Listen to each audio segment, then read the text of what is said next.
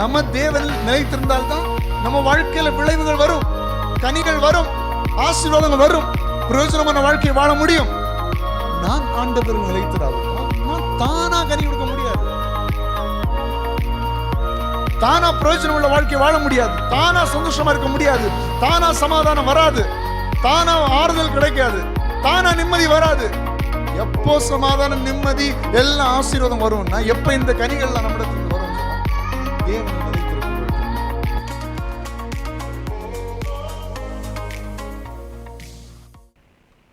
இன்றைக்கு நாம் எதை குறித்து தியானிக்க போகிறோம் என்று சொன்னால், கர்த்தரிலே நிலைத்திருக்கிறவர்கள் மிகுந்த கனிகளை கொடுப்பார்கள். இதை பற்றி தான் நம்ம இன்றைக்கு தியானிக்க போகிறோம். எல்லாருக்கும் தெரிந்தது தான், ஆனால் மீண்டும் இதை நாம் நினைப்பு ஊட்ட வேண்டியது மிகவும் அவசியமாக இருக்கிறது. ஏனென்றால் மற்றவர்களுக்கும் தேவனுக்கும் பிரயோஜனம் இல்லாத ஒரு வாழ்க்கை ஒரு நல்ல வாழ்க்கையாக இருக்கவே முடியாது. ஏதோ வாழுகிறோம், மிருகத்தை போல வாழுகிறோம், மிருகத்தை போல உண்கிறோம், மிருகத்தை போல இந்த உலகத்தில் சுகிக்கிறோம், மிருகத்தை போல சாகுறோம் என்றிருந்தால் நமக்கு மிருகத்துக்கும் வித்தியாசமே இல்லை. மிருகத்துக்கும் நமக்கு என்ன வித்தியாசம் இருக்கிறது? நமக்கு கர்த்தர் ஒரு சுய நினைவை தந்திருக்கிறார், சுயமாய் செயல்படக்கூடிய ஒரு ஆற்றலை தந்திருக்கிறார், சுயமாய் யோசிக்கக்கூடிய ஒரு திறனை தந்திருக்கிறார். அது மாத்திரமல்லாமல் கர்த்தர் ஒரு நோக்கத்திற்காக, ஒரு சித்தத்திற்காக நாம் செயல்பட வேண்டும் என்று இந்த பூமியிலே அனுப்பியிருக்கிறார். அப்பொழுது இந்த பூமியிலே நம்ம செயல்பட வேண்டும் என்று சொன்னால், பூமியிலே கனி கொடுக்கக்கூடிய ஒரு வாழ்க்கை வாழ வேண்டும் என்று சொன்னால், நாம் கர்த்தரில் நிலைத்திருக்கிறவர்களாக இருக்க வேண்டும். கனி கொடுக்கிற வாழ்க்கைன்னா என்ன? உலகத்திலையும் நீங்கள் கனி உள்ள வாழ்க்கை வாழ முடியும். எப்படி வாழ முடியும்? உங்கள் பக்கத்தில் இருக்கிறவங்களுக்கு நீங்கள் பிரயோஜனம் உள்ளவங்களா இருந்தீங்கன்னு சொன்னால் நீங்கள் என்ன வாழ்க்கை வாழ்கிறீங்க? கனி உள்ள வாழ்க்கை வாழுகிறீர்கள் என்ற அர்த்தம். பக்கத்தில் இருக்கிறவர்களுக்கு வேதனை கொடுக்கக்கூடிய ஒரு பிள்ளையாக, ஒரு மகளாக, மகனாக நீங்கள் இருப்பீங்கன்னு சொன்னால் அது ஒரு கனி உள்ள வாழ்க்கையாக இருக்க முடியாது, நிச்சயமாக இருக்க முடியாது. அப்போ உங்கள் பக்கத்தில் இருக்கிறவங்களுக்கு ஒரு எடுத்துக்காட்டாக நான் உங்களுக்கு சொல்லுகிறேன். பக்கத்தில் இருக்கிறவங்களுக்கு நீங்கள் ஒரு சந்தோஷத்தை கொடுக்குற, உங்களிடத்தில் பேசினா அவங்களுக்கு ஆறுதலாக இருக்கும் அப்படிங்கிற ஒரு தனிமையில் நீங்கள் இருந்தீங்கன்னு சொன்னால், இல்லை உதவி செய்யக்கூடியவர்களாக நீங்கள் இருந்தீங்கன்னு சொன்னால், நீங்கள் எப்படிப்பட்ட வாழ்க்கை வாழ்ந்து கொண்டிருக்கிறீங்க? கனி உள்ள வாழ்க்கை வாழ்ந்து கொண்டிருக்கிறீங்க. அப்போ இப்போ நம்ம இன்றைக்கி யோசிச்சு பார்க்கணும், நான் உண்மையிலே கனி உள்ள வாழ்க்கை வாழ்கிறேன்னா, இல்லை நான் பக்கத்தில் போனாலே எல்லோரும் தெரித்து ஓடக்கூடிய அளவில் என் வாழ்க்கை இருக்குதா? இந்த மாதிரி நம்ம யோசிச்சு பார்க்கணும். ரெண்டாவது, உலகத்துக்கு நம்ம கனி உள்ளவர்களாக இருக்கலாம், உலகத்துக்கு பிரயோஜனமாக இருக்கலாம், இது ஒன்று.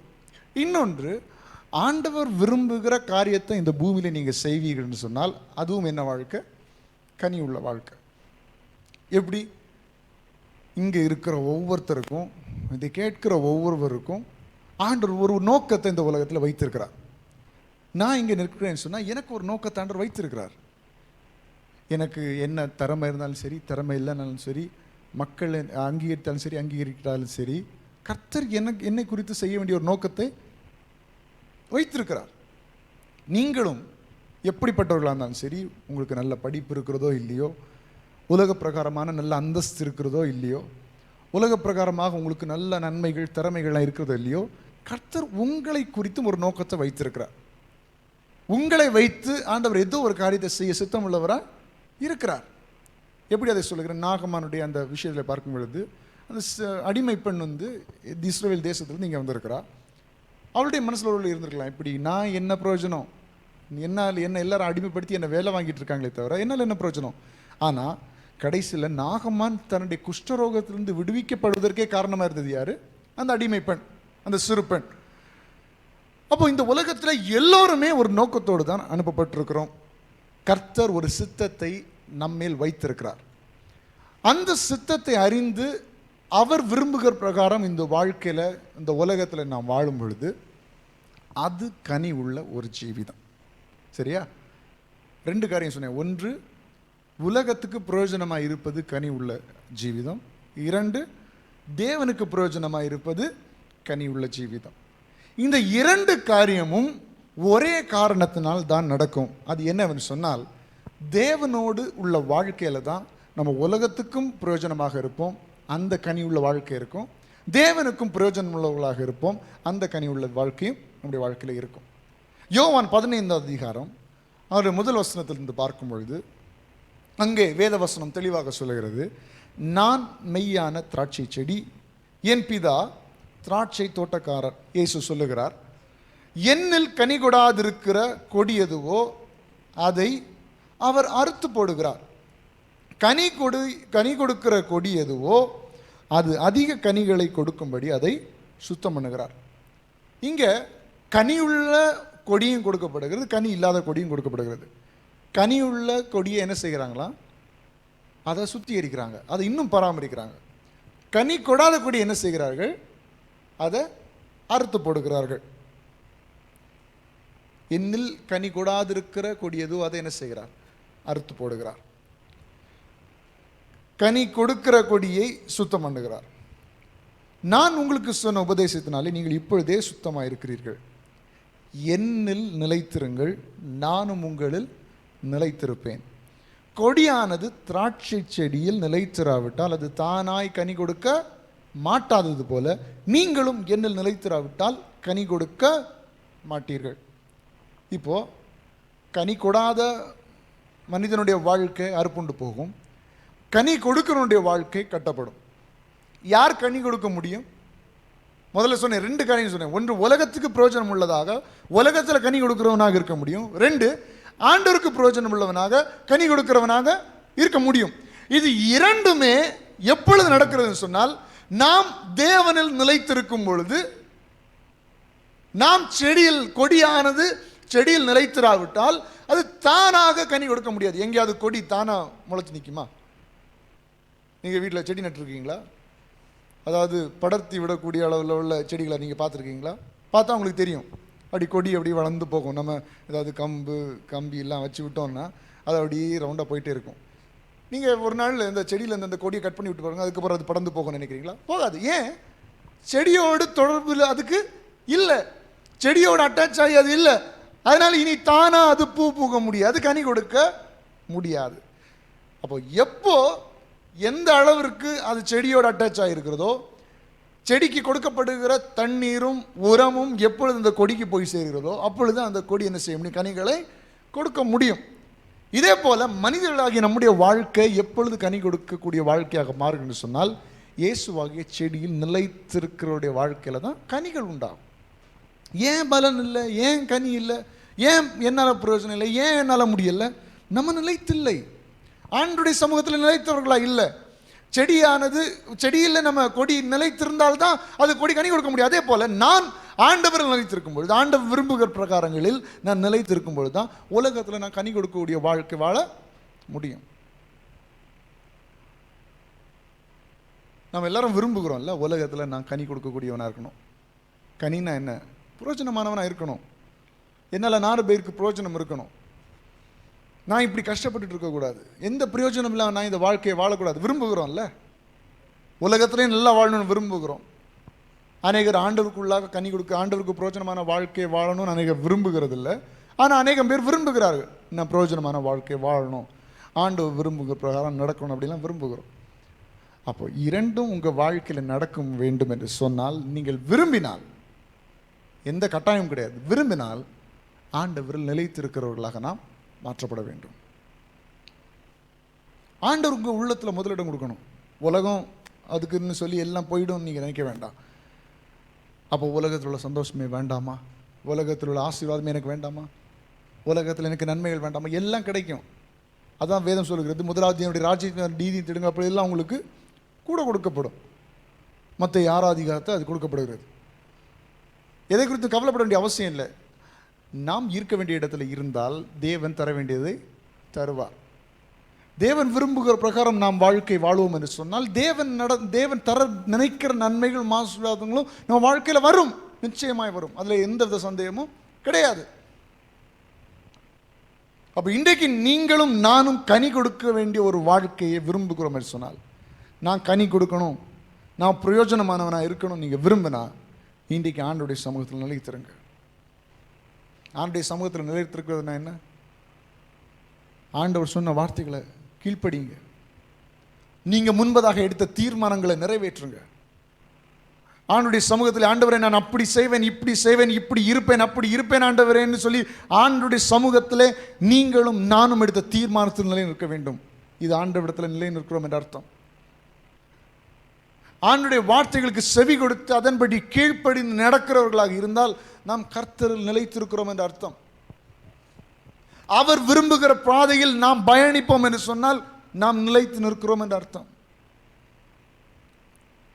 அவர் விரும்பாத எதையுமே நான் செய்யக்கூடாது என்று நினைத்து அவருடைய சித்தத்தின் பிரகாரம், ஏன் இஷ்டம் இல்லை, ஏன் சுய இஷ்டம் இல்லை, ஏன் சுய ஆசை இல்லை, அவர் விரும்புகிற பிரகாரம் நடக்கணும் நீங்கள் விரும்புறீங்கன்னா அது நிலைத்திருக்கிற தன்மை.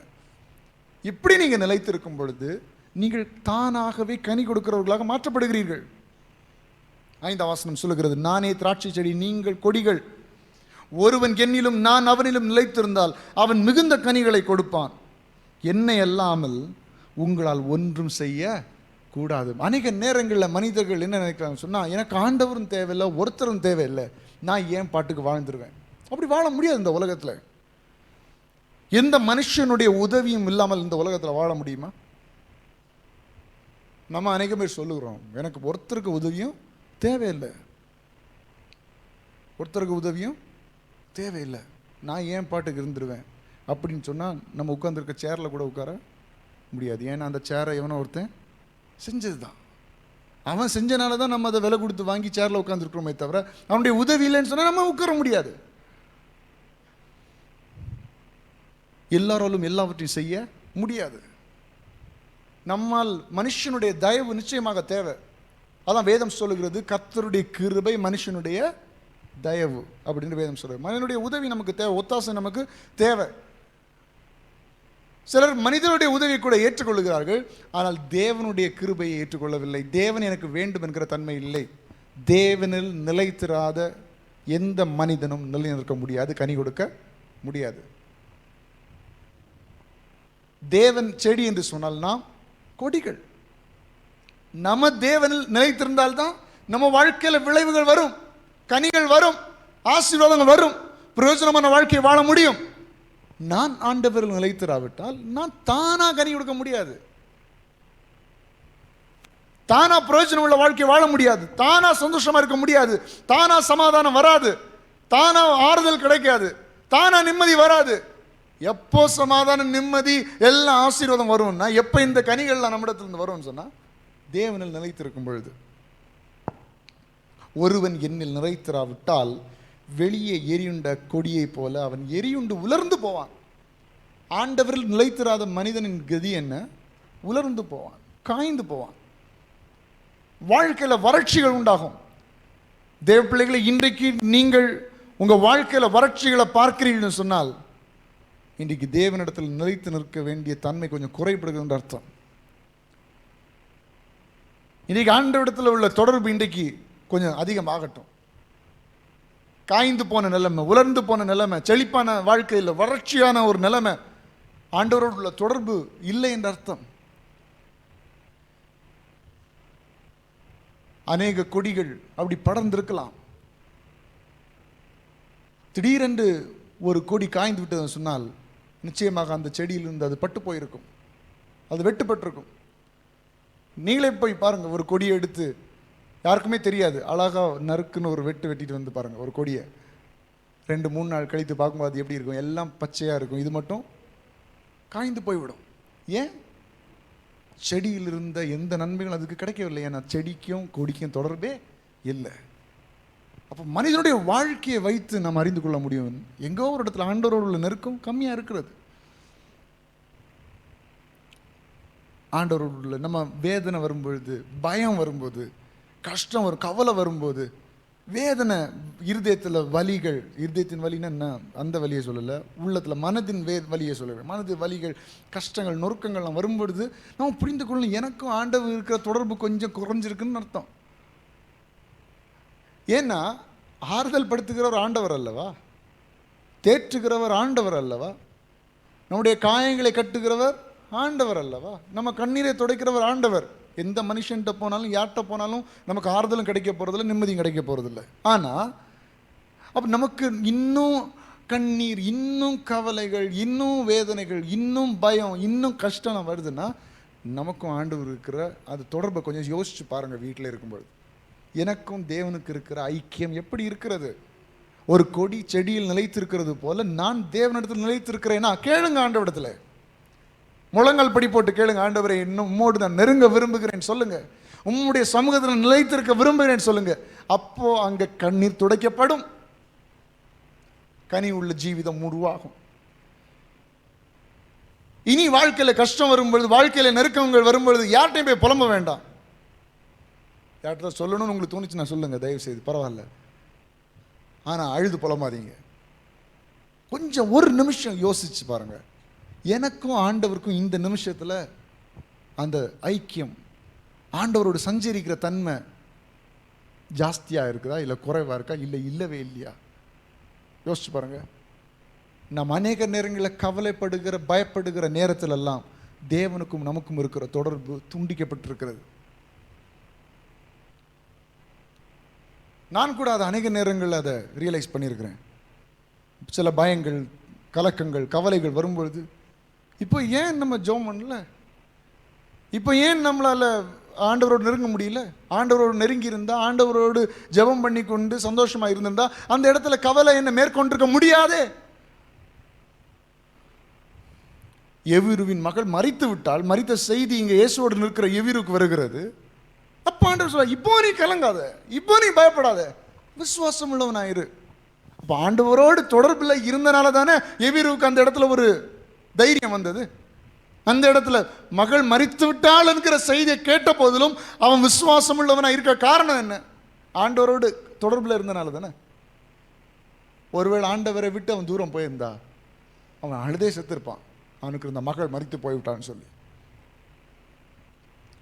ஒரு தகப்பனால் தன்னுடைய பிள்ளையினுடைய மரணத்தை தாங்க முடியுமா? யோசிச்சு பார்க்க வேண்டும். தாங்க முடியுமா? அதுவும் எவீருடைய சம்பவத்தை பார்க்கும்பொழுது எப்படியாவது பிள்ளை பிழைக்க வேண்டும், சாகும் தருவாயில் இருக்கும்போதே ஆண்டவர்கிட்ட வந்துட்டான், ஏசப்பாட்ட வந்துட்டான், எப்படியாவது சுகம் பண்ணிடணும். அப்படிப்பட்ட ஒரு தகப்பனுடைய வாழ்க்கையில் தன்னுடைய மகள் மரித்து போயிட்டாள் என்ற செய்தி கேட்கும்போது எப்படி ஒரு தகப்பனுடைய உள்ளம் அதை தாங்கிக் கொள்ளும்? வயதான பெற்றோர் இருக்கும்போதே அநேக பிள்ளைகளால் தாங்க முடியவில்லை. அநேக வயது 90, 100 வயசுலாம் இருந்த பெற்றோர் மரிக்கும் பொழுது கூட பிள்ளைகளால் தாங்கிக் கொள்ள முடியவில்லை. அப்போது விளையாடி திரிகிற ஒரு பிள்ளையை சடலமாக பார்க்கக்கூடிய ஒரு கொடுமை எந்த பெற்றோருக்காவது தாங்க முடியுமா? முடியாது. அப்போ அப்படிப்பட்ட ஒரு கொடுமையிலும் எவியரு எப்படி நிலைத்து நின்றான், எப்படி ஆறுதல் அடைந்தான், எப்படி விசுவாசம் உள்ளவனாயிருந்தான்? ஒன்னே ஒன்று, ஏசப்பாக்கு கூட இருந்தான், ஏசப்பாவோடு தொடர்பில் இருந்தான். அவர் சொல்றார், விசுவாசத்தை விட்டுறாத, இவ்வளோ நேரம் அவன் மரணப்படுக்கையில் இருந்தா உண்மைதான், ஆனால் இப்போ மரித்து போய்விட்டா உண்மைதான், ஆனால் இப்போவும் நீ நம்பிக்கையுள்ளவனாரு. நான் எப்படிப்பட்டவன் சொன்னால் மரித்தவர்களை கூட உயிரோடு எழுப்ப வல்லமை உள்ளவர் என்பதை கர்த்தர் காண்பிக்கிறார். ஆண்டவரோடு அவன் தொடர்பில் இருந்தான். பின்பதாக கர்த்தர் அவனுடைய வீட்டுக்கு போகிறார், மகளை எழுப்பி அவனுடைய கையில் கொடுக்கிறார். இதான் தேவன். அப்போ எப்போ, எந்த சூழ்நிலையும் இல்லை, எந்த நேரம் இல்லை, எப்போ கவலை உங்களை ஆளுகை செய்கிறதோ, எப்போ பயம் உங்களை ஆளுகை செய்கிறதோ, எப்போ சந்தோஷ கேடு வருகிறதோ, எப்போ வீட்டில் சமாதான கேடு வருகிறதோ, நீங்க யோசிங்க, ஆண்டவருக்கும் எனக்கும் இருக்கிற உறவு ஐக்கியம் சரியா இருக்கிறதா? சிந்தித்து பாருங்க. சிந்தித்து அதுல சரியாகி பாருங்க. உங்க வாழ்க்கையில் அந்த நிமிஷத்திலே சமாதானம் உண்டாகும், அந்த நிமிஷத்திலே ஒரு சமாதானம் உண்டாகும், ஒரு சந்தோஷம் உண்டாகும். ஒரு பிரச்சனைகள்லாம் மாறாதது போல இருக்கும், ஆனால் இருதயத்தில் ஒரு தெளிவை கர்த்தர் உண்டு பண்ணுவார். உங்கள் இருதயத்தில் ஒரு தெளிவை உண்டு பண்ணி இரண்டாவது உங்கள் வாழ்க்கையில் ஒரு சந்தோஷத்தையும் சமாதானத்தையும் தருவார். கனி உள்ள வாழ்க்கை மிகவும் முக்கியமாக இருக்கிறது. நீங்கள் என்னிலும் என் வார்த்தைகள் உங்களில் நிலைத்திருந்தால் நீங்கள் கேட்டுக்கொள்வது எதுவோ அது உங்களுக்கு செய்யப்படும். நான் சொல்லுற வார்த்தை ஆண்டவருடைய வார்த்தைகள். ஆண்டவர் நம்ம பார்த்து சொன்ன காரியங்கள் எல்லாம் அதை நீங்கள் கேட்கறதுக்கு, அதன்படி செய்வதற்கு நீங்கள் தயாராக இருப்பீங்கன்னா நீங்கள் கேட்கிறதையும் கர்த்தர் செய்ய வல்லமையுள்ளவராக இருக்கிறார். என் வார்த்தைகள் உங்களிலும் நிலைத்திருந்தால் நீங்கள் கேட்டுக்கொள்வது எதுவோ அது உங்களுக்கு செய்யப்படும். நீங்கள் மிகுந்த கனிகளை கொடுப்பதினால் என் பிதா மகிமைப்படுவார், எனக்கும் சீஷராக இருப்பீர்கள். அப்போது நீங்கள் சீஷர்னா எப்போ தெரியும்? நீங்கள் கனியுள்ள ஜீவிதம் வாழும்பொழுது தான் நீங்கள் சீஷர்களாக இருக்கிறீர்கள். நான் கிறிஸ்தவன், நான் அப்படிப்பட்டவன், நான் பரிசுத்தவன் நீங்கள் சொல்ல வேண்டிய அவசியமே இல்லை. நீங்கள் எப்போ ஆண்டுடைய சீஷராக இருக்கீங்க? கனியுள்ள வாழ்க்கை, பலன் கொடுக்கிற வாழ்க்கை, மக்களுக்கும் தேவனுக்கும் பிரயோஜனம் உள்ள வாழ்க்கை வாழ்ந்தாலே உலகம் சொல்லும் இவன் கர்த்தருடைய சீஷன் என்பதை, கர்த்தருடைய பிள்ளை என்பதை, கர்த்தர் நிலைத்திருக்கிறார் என்பதை சொல்லும். அவருடைய வார்த்தைகள் இன்றைக்கு உங்கள் வாழ்க்கையில் நிலைத்திருக்கிறதா? யோசிச்சு பார்க்க வேண்டும். ஏன்னா இந்த வசனங்கள் எல்லாமே நம்முடைய நிஜ வாழ்க்கைக்கு சம்பந்தப்பட்ட காரியங்கள். எனவே தான் இதை நம்ம இன்றைக்கு போதித்து கொண்டிருக்கிறோம். ஏன் இதை கேட்டுக்கொண்டிருக்கிறோம்? ஏன் இதை நம்ம பேசுகிறோம்? இன்றைக்கு நம்ம சந்திக்கிற பிரச்சனைகளுக்கு இது பொருந்தும். என்ன பிரச்சனை இருக்கட்டுமே வாழ்க்கையில், நம்ம உட்கார்ந்து அழுறோம் மணிக்கணக்கில். தாவீது சொன்னது போல நம்முடைய தலைன்னு கட்டுலாம் எப்படி நினைக்கப்படுது? கண்ணீரால் நினைக்கப்படுது. அழுது அழுது நம்ம வாழ்க்கையை கழித்து கொண்டிருக்கிறோம். இதெல்லாம் ஏன்? ஆண்டவர் இதுக்காக தான் நம்மளை சிருஷ்டித்தார். ஆண்டுடைய பிரசன்னத்தில் அழுங்க, அது தப்பு கிடையாது. ஆண்டுடைய பிரசன்னத்தை உணர்ந்து, ஆண்டுடைய அன்பை உணர்ந்து ஆனந்த கண்ணீர் வடிங்க, அதில் தப்பே கிடையாது. ஆனால் வேதனைப்பட்டு ஒருக்கு அழுறதுக்கு ஆண்டவர் கஷ்டப்பட்டு நம்மளெல்லாம் ரட்சித்து வேறு பிரித்து சபையில் கொண்டு வந்து நம்ம பாட்டு பாடி ஜெபம் பண்ணி எதுக்கு வீட்டில் இருந்து மணிக்கணக்கில் அழுறதுக்கா? கொஞ்சம் யோசிக்க வேண்டாமா? நம்ம ஏதோ கடமைக்காக ஏதோ எதுவும் செய்ய முடியாத ஆண்டவர்கிட்டே நம்ம வந்திருக்கோம். அற்புதங்களை செய்ய முடியாத ஆண்டவரத்தில் நம்ம வந்திருக்கிறோம். நமக்கு வாழ்க்கையை மாற்ற முடியாத ஒரு ஆண்டவரத்தில் வந்திருக்கிறோம். லாசருவே வான்னு சொன்னோன்னா மரித்து 4 நாள் அப்புறமும் வர்றான்ல வெளியே. அப்போ அப்படிப்பட்ட ஒரு வல்லமையுள்ள தேவனிடத்துல வந்திருக்கிறோம். அப்போ இந்த தேவனை ஆராதித்து கொண்டிருக்கிற நாம் இன்னும் அழுதுட்டு இருக்கணுமா? இன்னும் சமாதான கேடல் இருக்கணுமா? இன்னும் வேதனையோடு இருக்கணுமா? இன்னும் வியாதியோடு இருக்கணுமா? தேவ பிள்ளையே, இன்றைக்கு ஆண்டவரோடு நெருக்கம் கொள்ளுங்கள். இன்றைக்கு ஆண்டவரோடு ஐக்கியம் கொள்ளுங்கள்.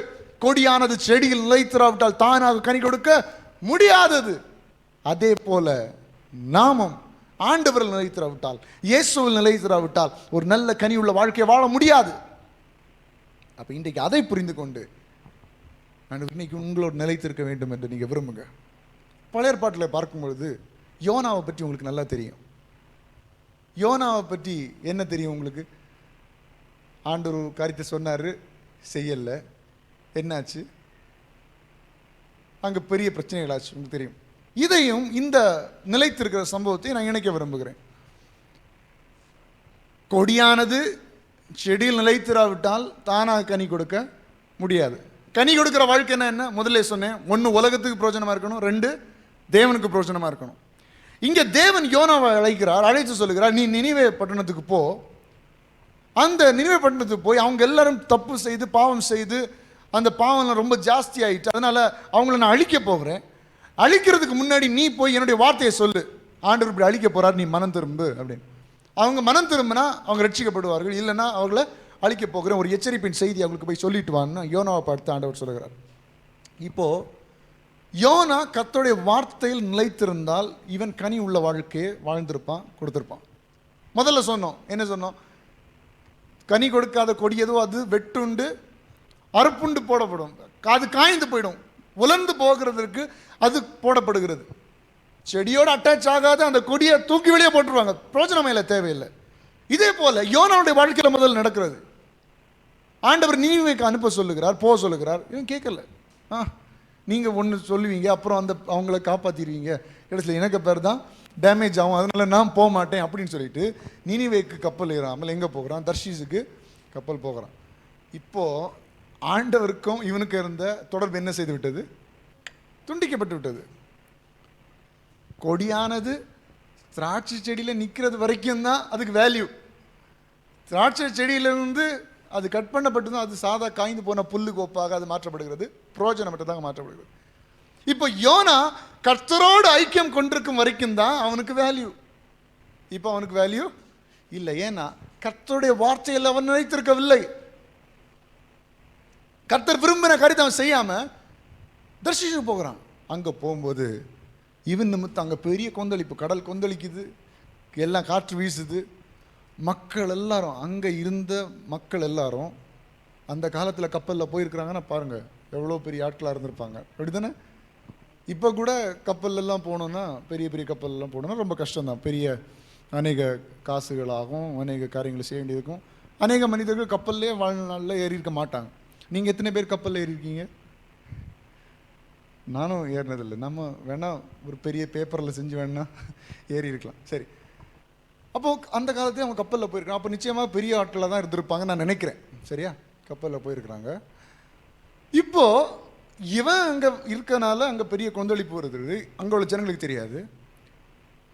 எப்படியாவது இங்கிருந்து காப்பாற்றப்படணும்னு சொல்லிட்டு அவங்க வெயிட்டை குறைக்கிறாங்க. எப்படின்னா அவங்க உடைமைகள் எல்லாம் தூக்கி கடலில் ஏறிடுறாங்க. அவங்க கொண்டு போன திங்ஸ் எல்லாம் தூக்கி கடலில் ஏறிடுறாங்க. அப்புறம் சீட்டு போட்டு பார்க்குறாங்க யார் இது காரணம். அப்போ யோனாவுடைய பேர் வருது.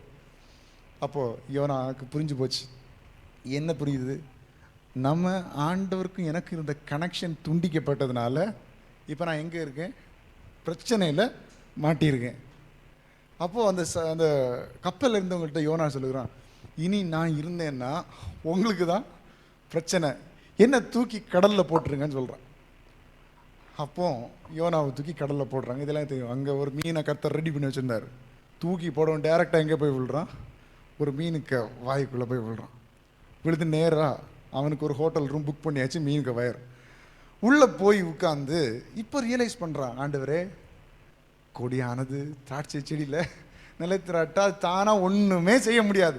இப்போ அப்படிதான் நான் ஆயிட்டேன். இப்போ உங்கள் வார்த்தையை விட்டு எப்போ நான் வெளியே வந்தனோ, உங்களுடைய தொடர்பை விட்டு எப்போ வெளியே வந்தனோ, இப்போ நான் மீனுக்கு வயிற்றுக்குள்ளே வர வேண்டிய நிலைமை ஆகிப்போச்சு. அங்கே போய் அவன் ஜோம் பண்ணுறான். அங்கே போய் ஜோம் பண்ணி, ஆண்டவரே நான் மறுபடியும் அந்த கதைகளெல்லாம் வாசிங்கன்னா நான் அப்படி ஆயிட்டேன் இப்படி ஆகிட்டேன். ஆண்டவர் நல்லா பயம் காட்டியிருக்கிறார் யோனாவை. மரணத்தின் விளிம்பு வரைக்கும் அவன் போய் பார்த்துட்டு வந்திருக்கிறான். நல்லா பயந்து ஆண்ட இடத்துல மன்னிப்பு கேட்கிறான். ஆண்டவரே மன்னிச்சிருங்க, இனி நான் போகிறேன், இனி உம்முடைய தொடர்பை நான் விரும்புகிறேன், இனி உம்மோட ஐக்கியம் கொள்ள விரும்புகிறேன். உம்மை விட்டு எப்போ நான் உம்முடைய தொடர்பை விட்டு துண்டிக்கப்பட்டேனோ அப்போதான் எனக்கு அழிவு ஸ்டார்ட் ஆகிவிட்டது. அப்பொழுது என்னுடைய வாழ்க்கையில் நிம்மதி போய்விட்டது. அப்பொழுது என் வாழ்க்கையில் கஷ்டங்கள் வர ஆரம்பித்து விட்டது. இனி நான் உங்கள் பக்கம் வர்றேன்னு சொல்லி சொன்ன உடனே ஆண்டவர் கட்டளையிடுகிறார். அந்த மீன் கரையில் கொண்டு கக்கிற்று. இப்பொழுது ஆண்டவருக்கும் அவனுக்கு இருக்கிற ஒரு தொடர்பு மறுபடியும் புதுப்பிக்கப்படுகிறது. இப்பொழுது நினிவே ஜனங்கள்கிட்ட போய் பிரசங்கிக்கிறான். அந்த ஜனங்கள் ரட்சிக்கப்பட்டார்கள். இப்போ உலக மனுஷனுக்கும் கனி உள்ள வாழ்க்கை வந்து விட்டது, தேவனுக்கும் பிரயோஜனம் உள்ள வாழ்க்கையாக மாறிவிட்டது. என்ன காரணம்? ஒன்றே ஒன்று, ஆண்டவரோடு தொடர்பில் இருந்தான். அவ்வளோதான். எப்போ ஆண்டவரை விட்டு தொடர்பு துண்டிக்கப்பட்டதோ உலகத்துக்கும் பிரயோஜனம் இல்லை, ஆண்டவருக்கும் பிரயோஜனம் இல்லை, எல்லாருக்கும் பிரச்சனை. அந்த கப்பலில் இருந்தவங்க, தர்ஷிஜு போகிற கப்பலில் இருந்தவங்களுக்கு எல்லாம் பிரச்சனை. இவனால பிரச்சனை. உலகத்துக்கு கனி கொடுக்க வேண்டியவன் இப்பொழுது பிரச்சனைக்கு காரணமாக இருக்கிறான். தேவனால் பிரயோஜனப்படுத்தப்பட வேண்டிய பாத்திரம் இப்பொழுது மீனின் வயிற்றுக்குள்ளாக இருக்கிறான். எப்போ? தொடர்பு துண்டிக்கப்பட்ட அந்த நேரத்தில். இப்போ மீண்டும் எப்பொழுது தேவனுக்கும் அவனுக்கு இருக்கிற ஐக்கியம் புதுப்பிக்கப்பட்டதோ மீண்டும் கர்த்தர் அவனை பயன்படுத்த ஆரம்பித்தார். இதுதான் கர்த்தருடைய இரக்க குணம். இன்னைக்கு இந்த கிருபையுள்ள நாட்களில் வாழ்ந்து கொண்டிருக்கிற தேவனுடைய பிள்ளைகளே, ஒரு ஆண்டவரை விட்டு தூரம் போய் இன்னைக்கு அநேக காய்ந்த அனுபவங்கள், அநேக உலர்ந்து போன அனுபவங்கள், உலர்ந்த எலும்புகளை போல நம்ம மாற்றப்பட்டிருக்கலாம். கனி கொடுக்க வேண்டிய நாம் ஒருவேளை கனி கொடுக்காமல் இன்றைக்கு பிரச்சனைகள் மேல் பிரச்சனை, நெருக்கத்தின் மேல் நெருக்கத்தை அனுபவிக்கிறவர்களாக இன்றைக்கு இருக்கலாம். தேவ பிள்ளையே, இன்றைக்கு கர்த்தர் ஒரு சான்ஸை நமக்கு தருகிறார், ஒரு தருணத்தை கர்த்தர் நமக்கு தருகிறார். இன்றைக்கு ஆண்டவரோட ஐக்கியத்தை இன்றைக்கு புதுப்பிங்க. ஆண்டவரே, உம்மில் நான் நிலைத்திருப்பேன், உம்முடைய சமூகத்தில் நான் நிலைத்திருப்பேன், எந்த மனுஷனை குறித்து நான் கவலைப்பட மாட்டேன். அவர் சொல்லுகிறார், இவங்க சொல்லுகிறான்னு சொல்லி உம்மை விட்டு நான் போக மாட்டேன், உம்முடைய வார்த்தையை விட்டு நான் பின்வாங்க மாட்டேன். ஒரு கொடி எப்படி செடியில நின்று கனி கொடுக்கிறதோ அதே போல உம்முடைய பிள்ளையாகிய நான் உம்மில் நிலைத்திருந்து மிகுந்த கனிகளை கொடுப்பேன் ஆண்டவர் என்று சொல்லி இன்னைக்கு ஒரு முடிவு எடுப்பீங்கன்னா, இன்னில் இருந்து ஒரு கனி கொடுக்கிற வாழ்க்கை கர்த்தர் உங்க வாழ்க்கையில தூக்குவிப்பார் என்று நான் விசுவாசிக்கிறேன். நீங்க விசுவாசிக்கிறீங்களா? ஆண்டவரிடத்தில் ஐக்கியம் கொள்ளுங்க. அதான் இந்த உலகத்தில் ரொம்ப முக்கியம். பயம், கவலை, கஷ்டங்கள், வேதனைகள் இதெல்லாம் உங்க வாழ்க்கையை நிற்கும் பொழுது கொஞ்சம் யோசிங்க, ஆண்டவரோடு உள்ள ஐக்கியம் எனக்கு இப்ப இருக்கிறதா? அவனுடைய பிரசனத்தை உணர்கிற தன்மை எனக்கு இருக்கிறதா? அவனுடைய வல்லமையை உணர்ந்து நான் ஜெபிக்கக்கூடிய தன்மை எனக்கு இருக்கிறதா? கொஞ்சம் யோசிச்சு பாருங்க. அவருடைய பிரசனத்தில் உணர்ந்து, ஆண்டவரே என்னை நீங்க ஆளுகை செய்யுங்கன்னு சொல்லும் பொழுது அவர் உங்களை ஆளுகை செய்தால் எப்பேற்பட்ட பயமா இருந்தாலும், எப்பேற்பட்ட கவலையா இருந்தாலும் ஒரு நொடி பொழுதில் கர்த்தரால் மாற்றி போட முடியும். அற்புதங்களை கர்த்தர் உங்கள் வாழ்க்கையில் செய்வார். அப்போ இன்றைக்கு ஒருவேளை காய்ந்து போன அனுபவத்தில் நீங்கள் இருந்தால் இன்றைக்கு ஆண்டவரிடத்தில் ஒப்புரவாங்க. ஆண்டவரே, உம்முடைய பாதப்படியில் உம்முடைய தொடர்புக்கு நேராய் உம்முடைய கரத்தை நான் பிடிக்கிறேன். ஆண்டுடைய கரம் எப்பொழுதுமே நமக்காக நீட்டப்பட்டிருக்கிறது. மனுஷனுடைய கரம் ஒருவேளை நீட்டப்படாமல் இருக்கலாம், ஆனால் தேவனுடைய கரம் எப்பொழுதுமே நமக்காக நீட்டப்பட்டிருக்கிறது. அவருடைய கரத்தை பிடித்து சொல்லுங்க, ஆண்டவரே இனி நான் உங்கள் கரத்தை விட மாட்டேன், இனி உங்கள் தொடர்பை விட்டு நான் போக மாட்டேன், இனி ஒருக்கா நான் காய்ந்து போக உலர்ந்து போக நிர்மூலமாக நான் விரும்பவில்லை, உம்முடைய கரத்தை நான் இருக்க பற்றி கொள்கிறேன்ங்கிற முழு உள்ளத்தோடு ஆண்டவரிடத்தில் இன்னைக்கு சமர்ப்பீங்க. கர்த்தர் கனி உள்ள வாழ்க்கையை உங்கள் அனைவருக்கும் தந்தருள்வார். ஆமென்.